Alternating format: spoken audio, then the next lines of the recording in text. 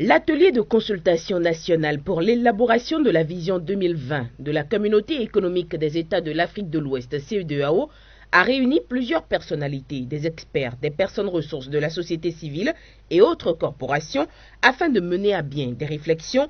qui permettront une réelle intégration des peuples de ces 15 États qui ont en partage une communauté. Des pistes de solutions doivent être trouvées puisque l'échéance de la vision 2020 arrive à son terme en décembre. Dans le but d'approfondir le processus d'intégration régionale, la conférence des chefs d'État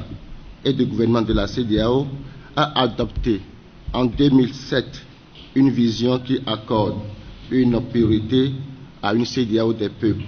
axée sur les résultats susceptibles, n'est-ce pas, de stimuler la croissance et d'éradiquer la pauvreté de la région. Cette vision, intitulée Vision 2020, expire en décembre 2020.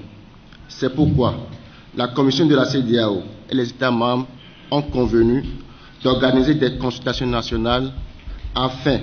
que le nouveau référentiel reflète bien sûr les besoins et aspirations des populations de notre espace communautaire. Une CEDEAO des peuples et non des États pour exprimer la vision réelle des États, mais l'objectif a-t-il été atteint à l'échéance 2020?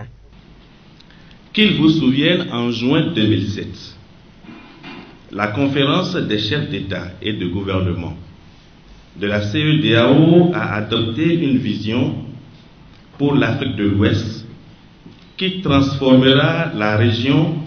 d'une CEDEAO des États en une CEDEAO des peuples à l'horizon 2020. À travers cette vision, les 15 pays de l'organisation sous-régionale ont convenu de la création d'une région sans frontières, pacifique, prospère et cohérente. Une région fondée sur une bonne gouvernance, où les gens peuvent avoir accès à ces énormes ressources, les exploiter, en créant des possibilités de développement durable et de préservation de l'environnement. Grâce à cette vision, qui a été affirmée par les plus hautes autorités de la région, notre espace communautaire est dans une dynamique positive, notamment en ce qui concerne la mise en valeur de ces ressources, la paix et la sécurité, sans oublier la gouvernance, l'intégration économique et monétaire, évidemment la croissance du secteur privé. Toutefois, malgré ces avancées, des défis persistants sont identifiés et dont la réalisation appelle une implication de tous les acteurs et partenaires à la veille de l'échéance de la vision 2020.